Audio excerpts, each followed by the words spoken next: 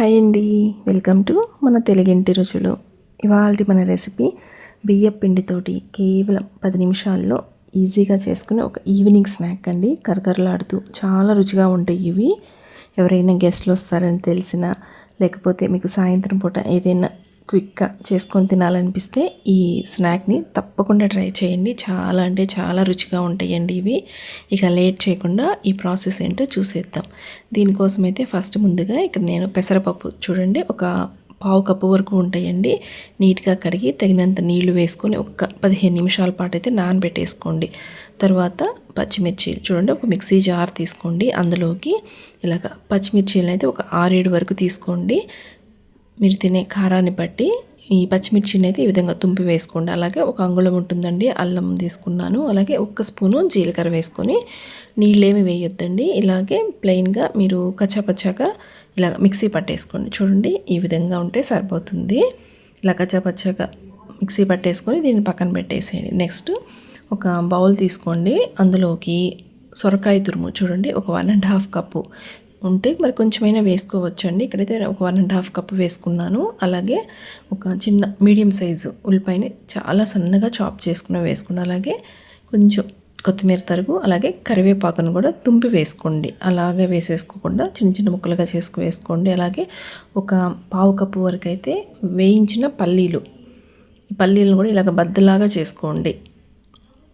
Next ఇందులోకి నానబెట్టుకున్న పెసరపప్పు ఉన్నాయి కదండి, ఆ నీళ్ళన్నీ వంపేసి ఆ నానబెట్టుకున్న పెసరపప్పు మొత్తాన్ని వేసుకోండి. అలాగే మిక్సీ పట్టుకున్న ఈ అల్లం, పచ్చిమిర్చి, జీలకర్ర మిశ్రమం ఉంది కదా, దాన్ని కూడా వేసేసుకోండి. నెక్స్ట్ ఇందులోకి ఒక 2 స్పూన్ల వరకు అయితే నువ్వులు వేసుకోండి.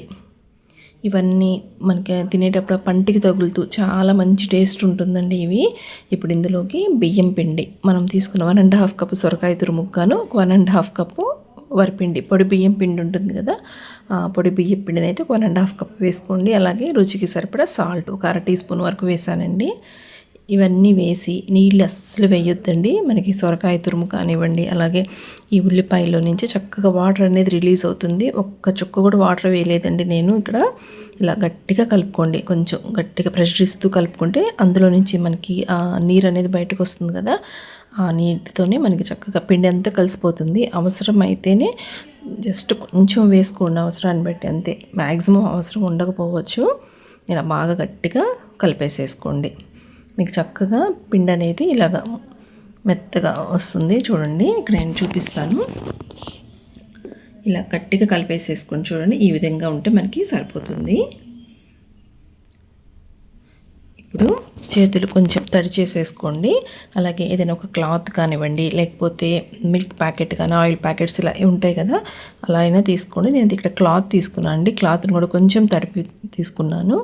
లైట్గా అలాగ తడిపేసేసుకొని చేతిని కూడా కొంచెం తడి చేసేసుకోండి. తడి చేసుకొని ఈ విధంగా కొంచెం అప్పాల్లాగా ప్రెస్ చేసుకోండి.